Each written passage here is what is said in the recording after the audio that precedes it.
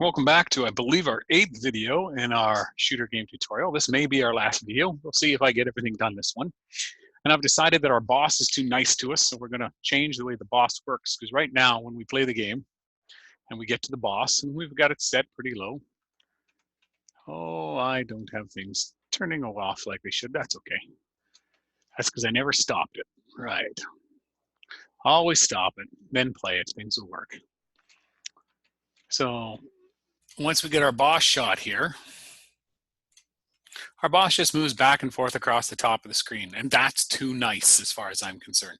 We need the boss to be a little more difficult to fight against, besides having more lives. So what we're going to do is every so often we're going to have the boss speed up, and we're going to have the boss get closer to us.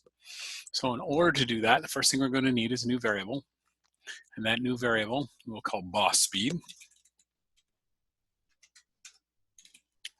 There we go, boss speed. And we're going to use this boss speed in order to change, of course, the speed of our boss. So on our boss, the very first thing we're going to do is when I receive start, we're going to set that boss speed. And we'll set that boss speed to 10, because that's the speed the same as the move steps. And then we're going to make sure that that right there, move 10 steps, is going to be now move boss speed steps. So whatever the number of the boss speed is, that's what our boss will move. Now, what you may not be aware of, if we go to sensing, and there's this, you'll find this thing called timer. And if you just check next to the timer, you'll see that there's a clock in behind.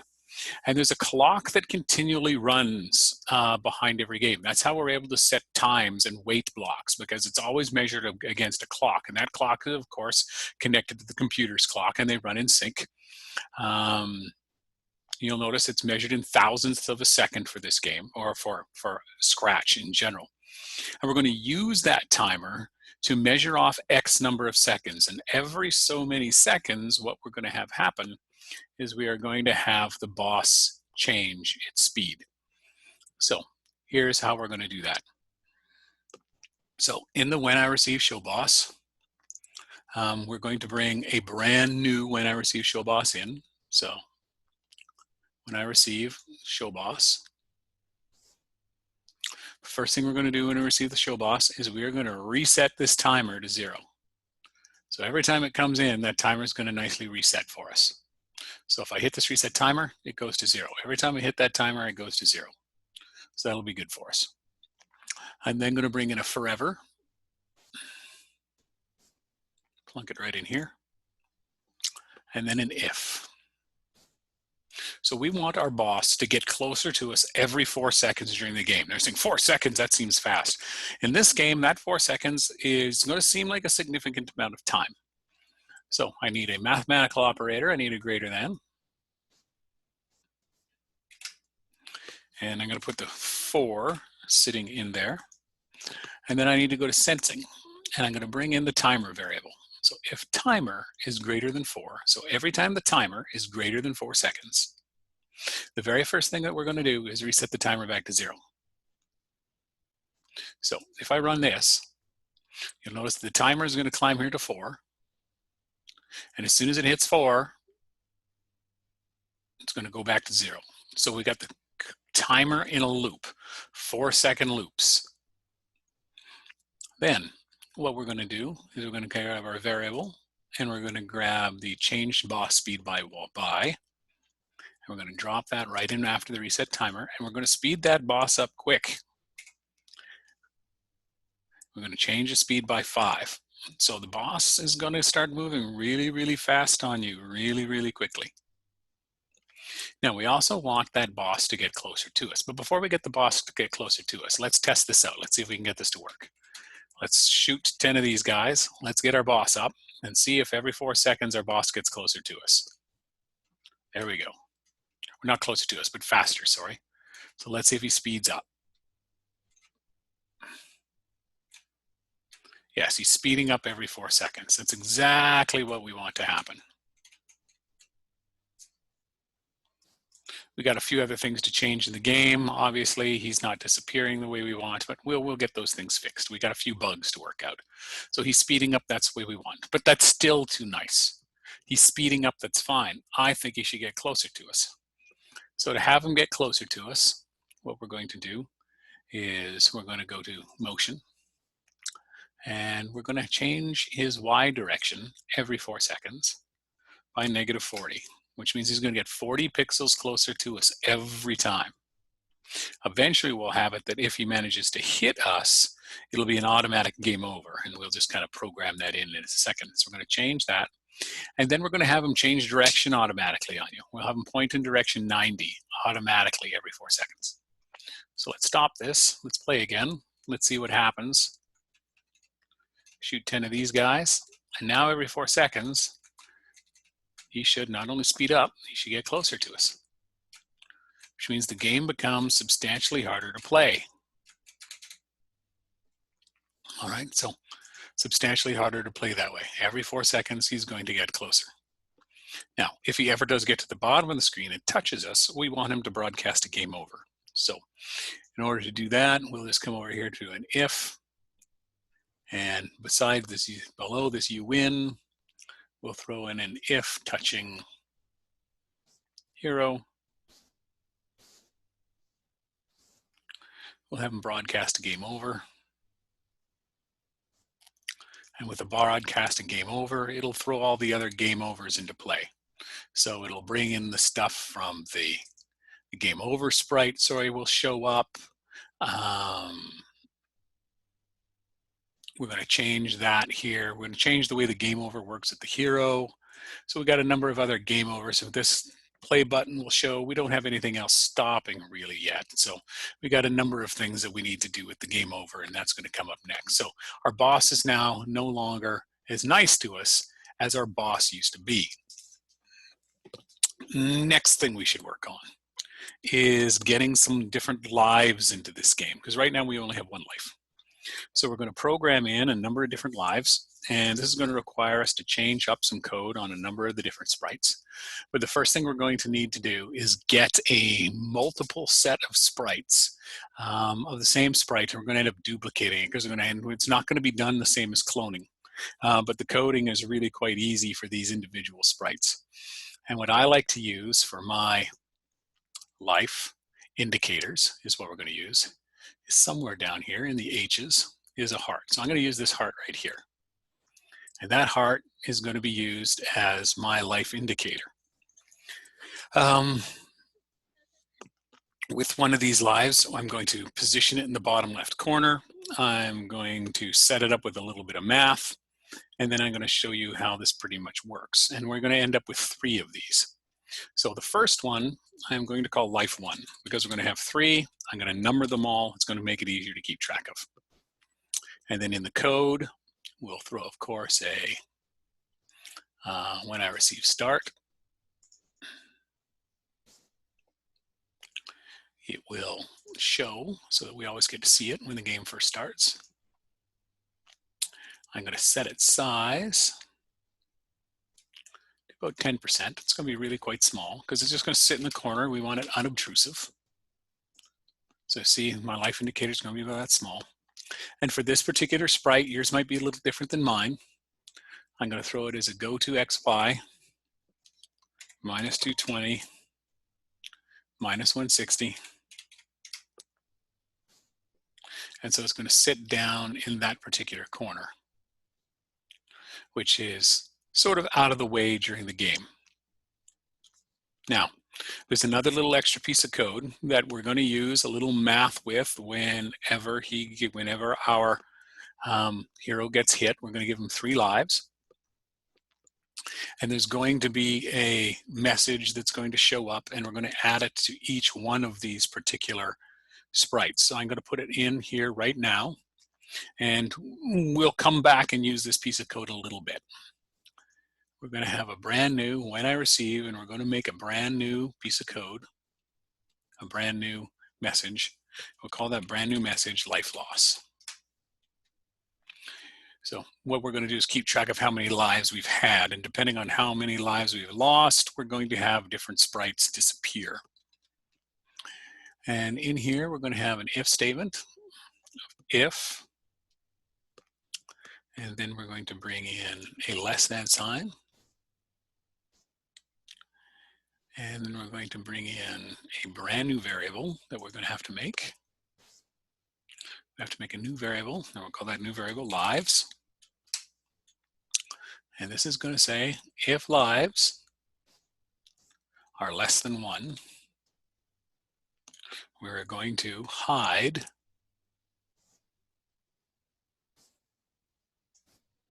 this particular sprite. Now, you don't know how we're quite using lives yet, but lives are here. It's going to be measured on whether or not there's less than 1.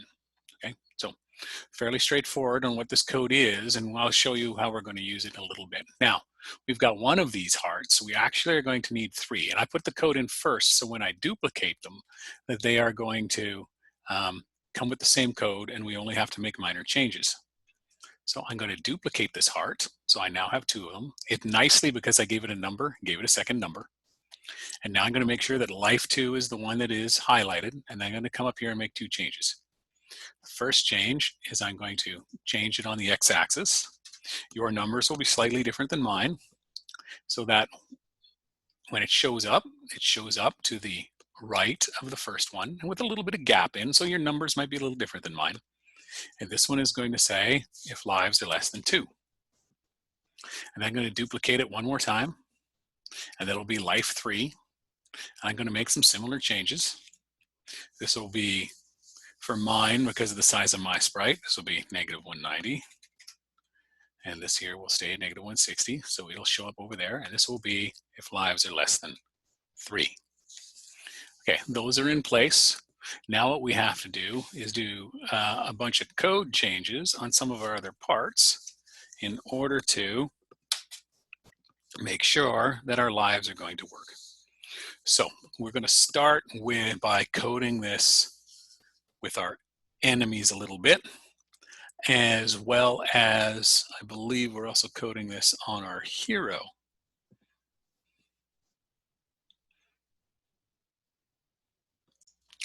Now what we're going to do is we're going to have a look at our lives, and every time we get hit by either an enemy or by the boss, we're going to take a life away.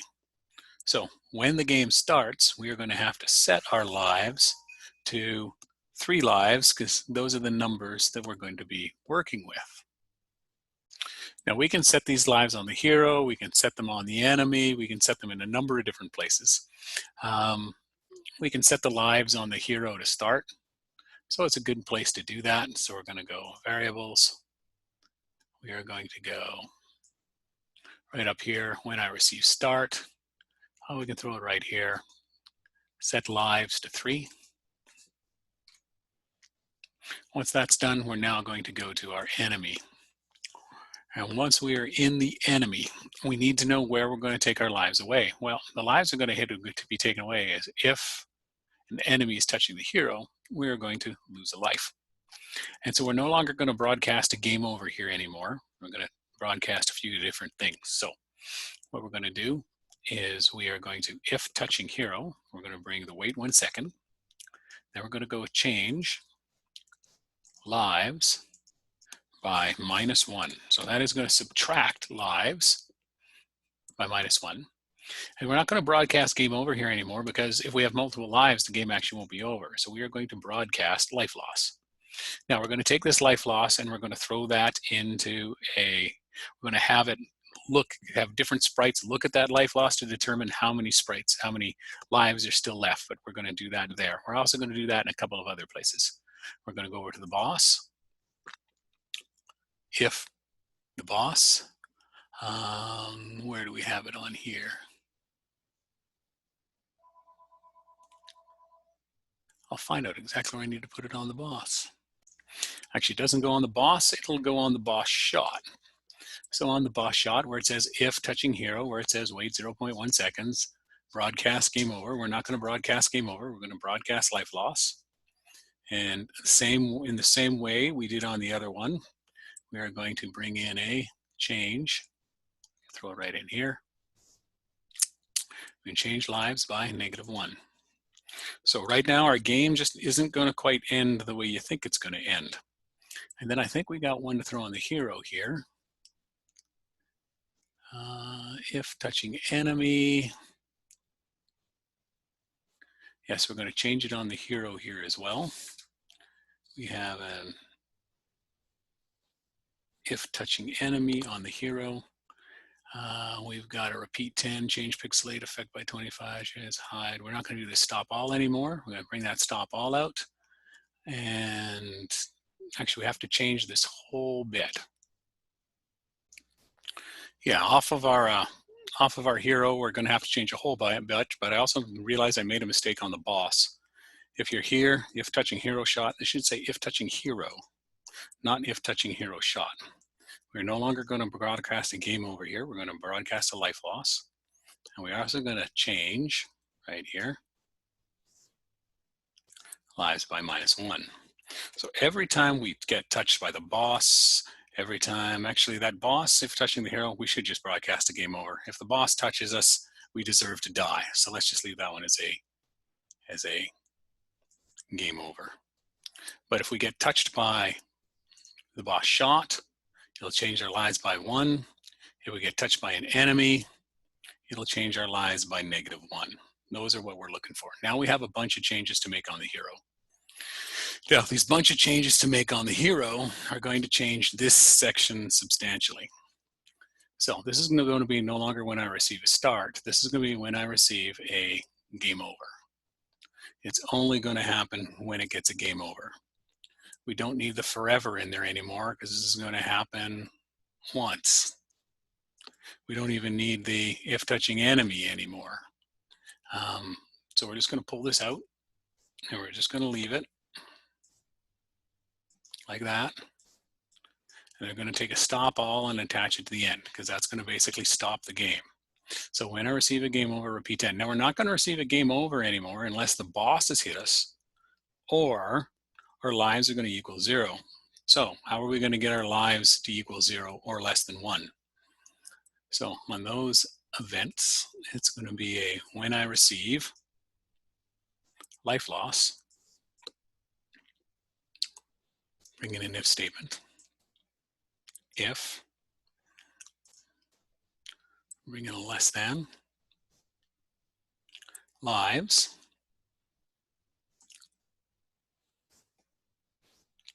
are less than 1, broadcast, game over.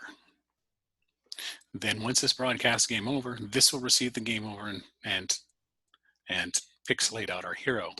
How will our hearts disappear? Well, our hearts will disappear every time we get a change lives by -1. And that'll continually change because our hearts are continually looking to see if lives are less than -1, -2, every time life loss is broadcast. And every time there's a hit, there's going to be a life loss broadcast. So it's going to be continually checking.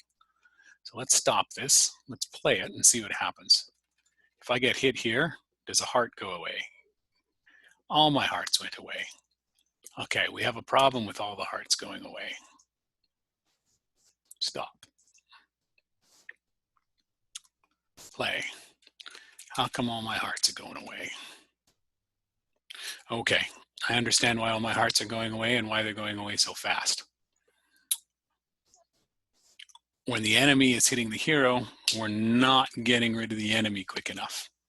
So we're going to have to immediately get rid of the enemy when it touches the hero as fast as possible so that we don't end up with those multiple hits. So in order to try to get rid of those enemies as quickly as possible, we're going to try throwing a delete this clone right down here. And now we'll stop. And see what we can do to get this to play again. Does this now take away a single life? Oh, I got to get hit by one to see if it takes away a single life. Okay, now we got him taking away single lives. Boom, 3 lives are gone, game over. Great, now let's see if getting hit by plankton does the same thing. 1, 2, okay, those, I obviously got to get rid of those quickly too. So if touching, so on the boss shot, if touching hero, broadcast life loss, then we have to immediately delete this clone. So let's try that again and see if we can get those to come off much quicker.